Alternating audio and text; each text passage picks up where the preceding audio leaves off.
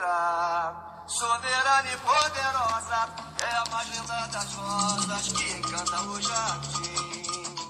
Rita, é soberana e poderosa, é a mais linda das rosas que encanta o jardim.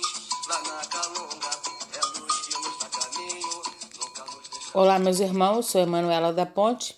Vamos dar continuidade ao livro O Plano.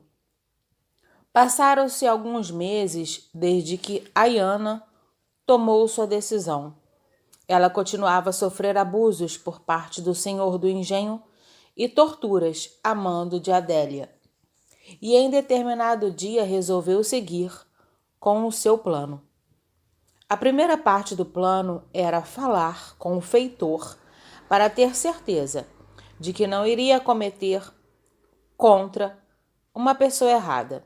Ayana já estava desconfiada de que as torturas eram a mando da Adélia. Mas para não errar em seu propósito, preferiu agir com cautela e estava certa de que iria tirar a verdade do feitor. Como ela iria fazer para que ele falasse? Muito simples. O feitor fazia algo às escondidas e achava que apenas alguns escravos sabiam, mas não imaginava que Ayana também tinha conhecimento, e foi por isso que obteve a resposta que esperava. A segunda parte do plano seria fazer com que Adélia entrasse em fúria, e isso também seria simples. Ayana sabia do que Adélia não gostava. Não seria difícil para que ela tivesse sucesso em seu plano. Planejara isso há muito tempo e sabia que, caso acontecesse algo com o senhor do engenho, dificilmente Adélia continuaria em sua vida de luxo. Certo do fim que poderia ter, Ayana decidiu seguir em frente.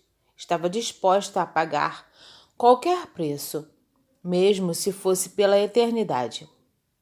E sabia o que poderia lhe acontecer, pois recebeu orientações de alguns negros mais velhos, mas por causa do sofrimento que passou, não deu ouvido a nenhum deles. Existe uma linha muito tênue entre o amor e o ódio. E se cairmos do lado errado, precisamos ter força para voltar. Mas no caso de Ayana, seria difícil. Ela havia criado sua própria barreira entre o amor e o ódio. No dia em que Ayana decidiu seguir com seu plano, o senhor do engenho e Adélia não estavam em casa. Era final de tarde. Enquanto os escravos trabalhavam na lavoura, ela cuidava da casa e era vigiada por um dos feitores. Era ele quem fazia algo às escondidas. Ayana sabia que nesse dia estaria sozinha e também a hora que o senhor do engenho iria voltar. Depois de muitos anos vivendo ali, ela sabia quase tudo o que ele e Adélia faziam. Ayana foi até a porta da casa, era lá que o feitor estava. Era o momento que esperava. Sem dizer nada, Ayana começou a caminhar em direção a um cômodo que ficava do lado de fora da casa. Ao vê-la saindo sem dar satisfações, o feitor a indagou. Aonde você vai? Preciso arrumar o cômodo de visitas, senhor, respondeu de forma educada. Mas você já fez isso hoje, não fez? Perguntou, desconfiado. Sim, mas tive que parar para preparar a refeição. Agora eu preciso voltar para terminar. Com sua licença, senhor. E saiu, sem que ele autorizasse. Ayana dirigiu-se até o cômodo de visitas e ela sabia que, se demorasse, o feitor iria ao seu encontro. E foi o que aconteceu.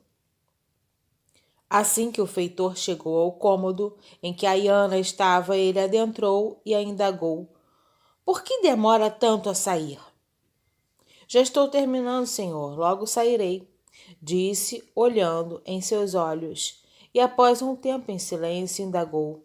Posso fazer uma pergunta, senhor? Faça, não tenho muito tempo a perder. Por que me maltrata tanto? Dá para ver em seus olhos que o senhor não carrega maldade em seu coração, como muitos que aqui vivem. E além disso, não faço nada para ser maltratada. Por acaso, alguém está lhe ordenando para esses maus tratos? Ela continuava a olhar em seus olhos. Queria passar a impressão de saber algo que poderia deixá-lo em má situação. O feitor desconfiou da forma como a Iana agia, mas preferiu ficar em silêncio. Vendo que ele nada respondeu, ela continuou a pressioná-lo de forma sutil. Se estão ordenando tais maus tratos contra mim, diga-me quem é e seu segredo ficará seguro. Deu um leve sorriso para o feitor, mostrando que já sabia de tudo. O feitor ficou pasmo com o que ouvira, mas mesmo assim fingiu não entender. Segredo? Do que você está falando? Não guardo segredo algum, afirmou de forma temerosa. Além disso, não há castigo por minha vontade, apenas cumpro ordens. O feitor dava sinais de estar preocupado. Ayana mudou sua feição de forma repentina e, com um olhar de desconfiança, perguntou: tem certeza de não fazer nada por sua própria vontade? Ela o pressionava com palavras e olhares. Como estava desconfiado e com medo de que algo de ruim pudesse lhe acontecer, o feitor tentou ameaçá-la. Sim, tenho certeza. Por acaso está tentando me afrontar? Indagou em alto tom e em seguida pegou o açoite que estava em sua cinta. Vai me torturar com o açoite? Perguntou ela em tom irônico. Vamos, faça isso. Talvez o que irei sentir não seja nem a metade do que passei durante todos esses anos. Mas fique sabendo que dos que trabalham na lavoura já sabem que estamos aqui. Pedi que eles vigiassem. Seu senhor saberá se fizer algo contra mim. O feitor sentiu que estava em má situação e, em razão disso, perguntou: o que você quer? Por que está dizendo essas coisas? O medo começou a tomar conta dele. Já disse, quero saber quem lhe dá ordens. Ayana estava calma e demonstrava ter domínio sobre aquela situação. E para que deseja saber? Fará alguma diferença? Talvez sim, senhor. Eu não gosto de sofrer. Se me disser quem lhe dá as ordens, irei procurar agir de uma forma para que essa pessoa não lhe dê ordem mais. O feitor ficou em silêncio por um tempo e em seguida perguntou: por que não foge como os outros já fizeram? Assim, não sofrerá mais. Ele estava temeroso. É ela, não é? Ayana referia-se a Adélia. Não vou lhe contar, mas se quiser, deixo-a fugir esta noite. O feitor não confirmou, mas sua feição e a oferta deixavam claros de que era Adélia que dava as ordens. Como queria ter a certeza, Ayana iria dizer algo, tentando assim pressioná-lo. Não quero fugir, só quero que responda a minha pergunta. Ou prefere que o seu senhor saiba quem facilita a fuga dos escravos? Perguntou e sorriu ironicamente. O feitor ficou com seus olhos arregalados. Não fazia ideia de como Ayana sabia. Mesmo sabendo que ela estava certa, o feitor tentou fugir daquela situação. Você ficou louca? Indagou em alto tom. Do que está falando? Não, eu não estou louca. Sabe muito bem do que eu estou falando. Já ajudou muitos escravos, até facilitou a fuga de alguns. Por que age dessa forma, não sei, mas tenho certeza de que faz isso, afirmou olhando diretamente para os olhos do feitor, e após um tempo, em silêncio, concluiu: acho que o seu senhor não vai gostar de saber disso, não é mesmo? e novamente sorriu. Ayana tinha domínio daquela situação. O feitor ficou em silêncio por um tempo. Não sabia o que dizer. Mesmo não respondendo, Ayana já tivera a resposta que queria. Não precisa dizer. Seu silêncio já respondeu a minha pergunta. Não havia mais o que esconder. Mesmo assim, o feitor tentou justificar-se. Ela sabe que ele a deseja. Falava de Adélia. Por isso, pede para que eu a castigue. E quando pede para não lhe dar alimentos, para que você morra de fome, ela quer se livrar de você. Já tentou fazer isso com muitas, mas consegui ajudá-las.